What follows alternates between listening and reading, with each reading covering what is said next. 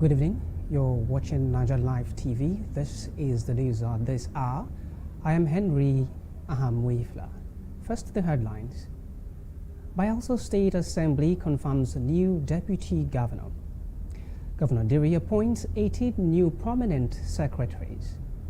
National Assembly shifts plenary resumption to March 5th over budget defense. A new U.S. tariff on imports take effect amid Supreme Court ruling. We'll bring you details of these stories and more shortly.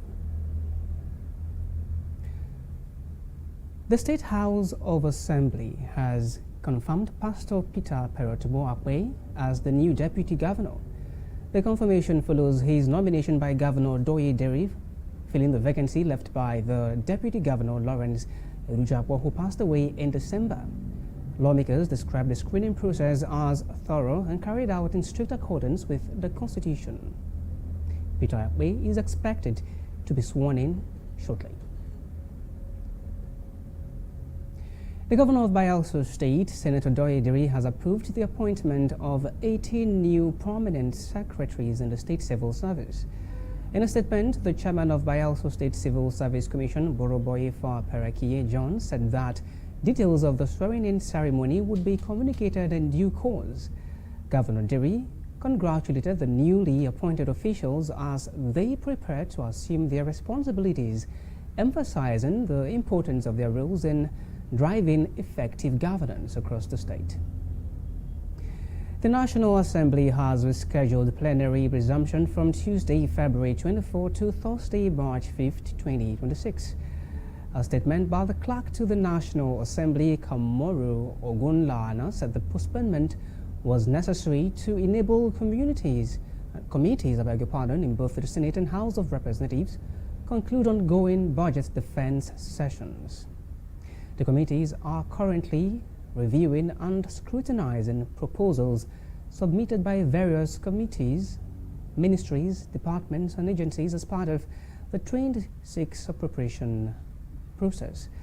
The statement noted that plenary in both chambers will reconvene at 11 a.m. on March 5th to continue deliberations of the budget, expressing regret over any inconvenience the change may cause, and urged members to take note of the new date.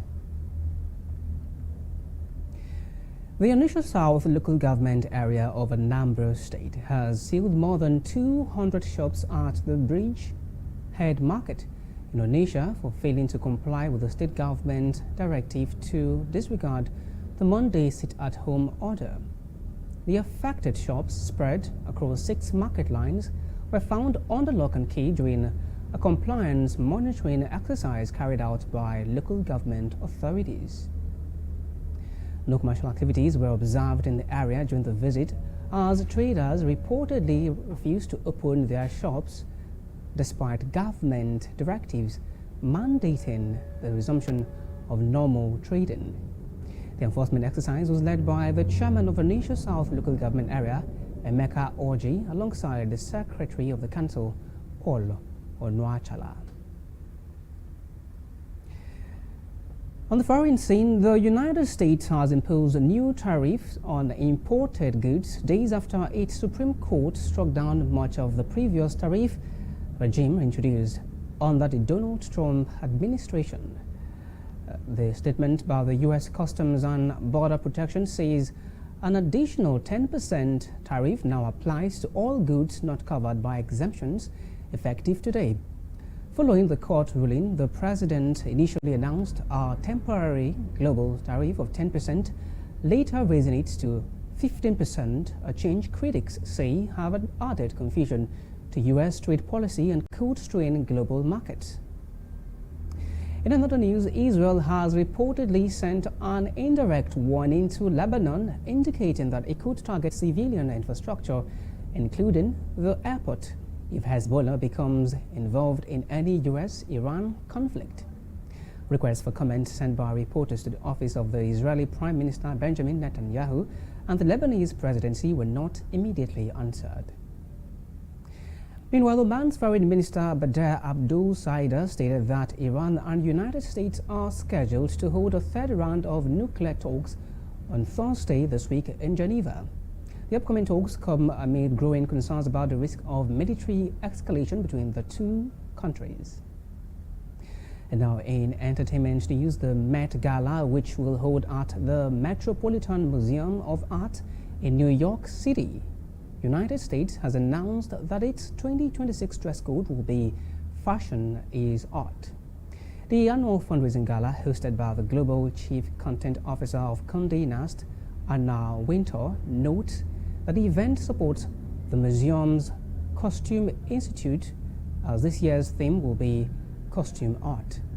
According to Andrew Bolton, curator in charge of the Costume Institute, the theme underscores fashion is a unifying thread across the museum, encouraging attendees to treat the body as a blank canvas for artistic expression. Nigeria's Afrobeat singer Fido has issued a public statement addressing recent controversies linked to his behavior. In a statement, the artist admitted that rapid success, ego, and inexperience influenced actions he now regrets. He acknowledged that his swift rise to stardom left him unprepared for the level of public scrutiny and responsibility that accompanied his fame, describing the period as one marked by confusion and poor judgment. The singer also accepted responsibility, stating that he crossed certain lines and is reflecting on his actions. Now, those are the stories this evening. Stay with us for more updates on these and other developments. I am Henry Ahamwifla. Good evening.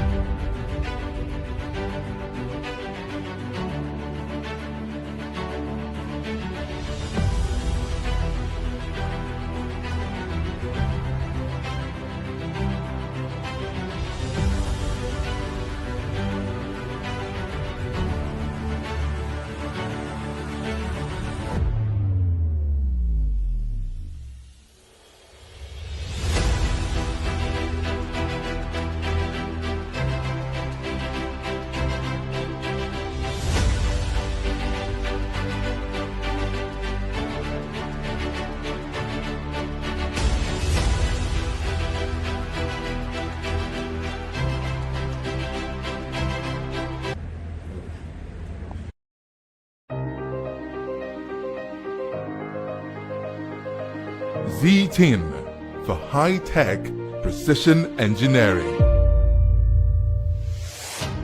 A technology and heavy-duty industry. Original spares for automotive, locomotive, aviation, marine and agriculture. Research and development for automotive engines and electric cars.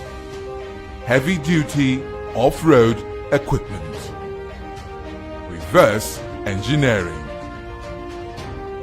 Technological development. Academy for innovators and impressionable minds.